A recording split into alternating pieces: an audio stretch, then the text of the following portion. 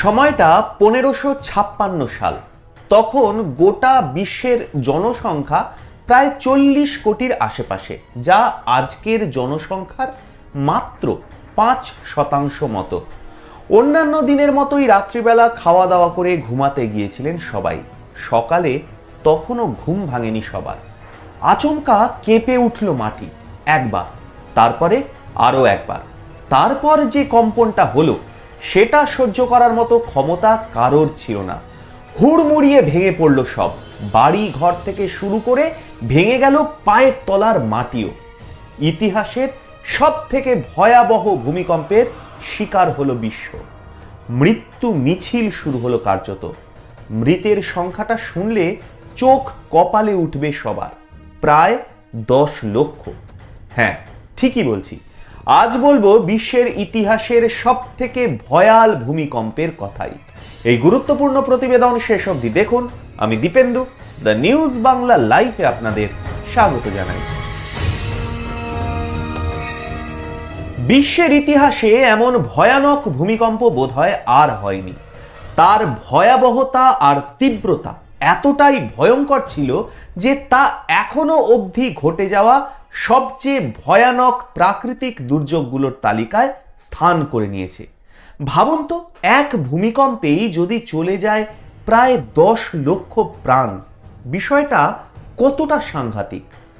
তৎকালীন চীনের শানসি প্রদেশে ঘটে যাওয়া এই মর্মান্তিক প্রাকৃতিক বিপর্যয়, অনুমান করা হয় তখন যদি রিক্টার স্কেল থাকতো তাহলে ভূমিকম্পের মাত্রা হতো 8.5-এরও উপর। চীনের ইতিহাসে এইরকম বিধ্বংসী ভূমিকম্প আর হয়েছে বলে জানা যায় না। মনে করা হয় 1556 সালের 23শে জানুয়ারি সকালে হয় এই ভূমিকম্প। জানা যায় কেবল ঘুমের মধ্যেই মৃত্যু হয়েছিল প্রায় 1 লক্ষ মানুষের। পরে নানাভাবে চাঙড় চাপা পড়ে বা অন্যান্য কারণে মৃত্যু হয় প্রায় 7,30,000 মানুষের। কেবল ভূমিকম্পের ফলেই সঙ্গে সঙ্গে মৃত্যু নয়, এই বিপর্যয়ের ফল ছিল দীর্ঘমেয়াদী। সেই সময়ে অনেকেই শানসি প্রদেশে গুহায় বসবাস করতেন। পাথর চাপা পড়ে মৃত্যু হয় সেই রকম বহু মানুষের। এছাড়াও শানসি শহরের পুরো পরিকাঠামোই পুরোপুরিভাবে ভেঙে পড়ে। এই ভূমিকম্পের ব্যাপ্তি এতটাই বিশাল ছিল যে তা দুর্ভিক্ষের কারণও হয়ে দাঁড়িয়েছিল। রোগবালাই ছড়িয়ে পড়া, সামাজিক বিশৃঙ্খলা ধীরে ধীরে ক্রমশ বাড়তে থাকে, সব মিলিয়ে এক বিচ্ছিরি অবস্থার সৃষ্টি হয়েছিল। বিপর্যয়ের মাপকাঠি বিবেচনা করে এটি এখনো বিশ্বের ইতিহাসে প্রকৃতির শক্তি এবং মানব জীবনের ভঙ্গুরতার প্রতীক হয়ে দাঁড়িয়ে আছে এই ভূমিকম্পের স্মৃতি। আজকের জনসংখ্যার আকারের সঙ্গে তুলনা করলে শানসি ভূমিকম্পের বিপর্যয়ের সংখ্যা অকল্পনীয়।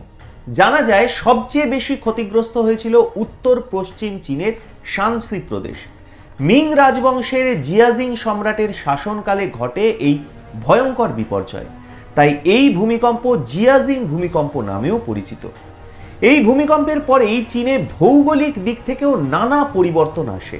মাটি ফেটে জল বেরিয়ে আসে বেশ কিছু জায়গা থেকে। বহু বাড়ি ঘর একেবারে ধুলোয় মিশে যায়, এমনকি সমভূমি ভাঁজ হয়ে পাহাড়েরও সৃষ্টি হয়েছে। ইয়েলো আর ওই নদীও প্লাবিত হয়ে যায়, ভাসিয়ে দেয় দুকুল। তবে আজও এই ভূমিকম্পের ইতিহাসে সবচেয়ে ভয়ানক অংশ মৃতের সংখ্যা। কেবল একটা ভূমিকম্পে 8,30,000 মানুষের মৃত্যু হয়েছে, এমন ইতিহাস আর খুঁজে পাওয়া যায় না। বিজ্ঞান যতই উন্নত হোক, প্রকৃতির কাছে আজও বিজ্ঞান ঠিক ততটাই শিশু যতটা আজ থেকে 467 বছর আগে ছিল চীনের এই ভূমিকম্পের সময়, তাই না? আপনারা কি বলেন?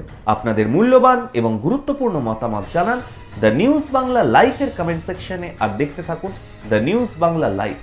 দুর্নীতি রাজনীতির বাইরে এই ধরনের সব খবর জানতে চোখ রাখুন কেবলমাত্র দ্য নিউজ বাংলা লাইভে।